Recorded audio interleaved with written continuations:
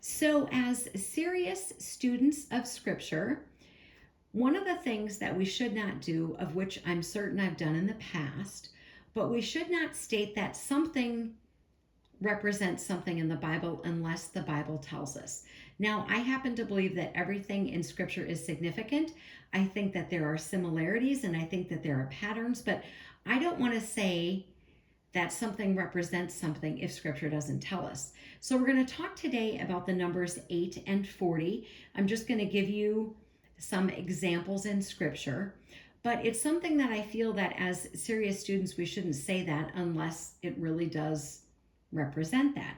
So, for example, the number 8. So, we know the Feast of Tabernacles, of all the feasts, it's the only one that has kept for 8 days. It's the only one, right? Significant, right? Let's talk about David, the 8th son of Jesse, right? So David was his 8th son. All the other sons are coming through and they're like, no, not it, not it. Is there anybody else? So we know David, the 8th son of Jesse, and we could go on and find other things, but I want to talk now about the number 40. So again, I think everything in Scripture is significant, but I'm not going to say that it represents something without Scripture telling me that. So, what do we know about the number 40? Of course, the flood, that's the obvious one, right? 40 days, Moses in Exodus to get the law, we know about that. We know about Jesus, his time that he was fasting. We know about his temptation with the devil, right? We know about Jonah going to Nineveh. We know that story. That's 40 days. That's actually the one we're going to talk about in our time together. So thank you for joining me. And we are going to be in Jonah, and this is an Old Testament book. So you know the story. I'm going to summarize here a little bit. In Jonah 1:1, it says this: Now the word of the Lord came to Jonah, the son of Amittai, saying, Arise, go to Nineveh, that great city, and cry out against it, for their wickedness has come up before me. So what does Jonah do? Jonah goes to Tarshish because he's not going to listen. You know about the storm at sea. You know about the fish. You know all of that. It tells us that the Lord had prepared a great fish to swallow Jonah. And Jonah was in the belly of the fish 3 days and 3 nights. That is the end of Jonah 1.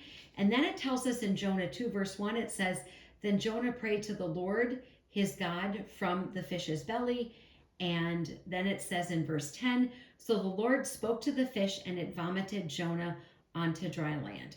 So now that's a summary of 1 and 2. Here we are at the beginning of Jonah 3, and here's what it says.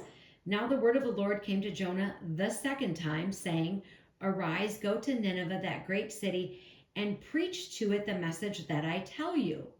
This time Jonah is going to be obedient. So Jonah rose and went to Nineveh according to the word of the Lord.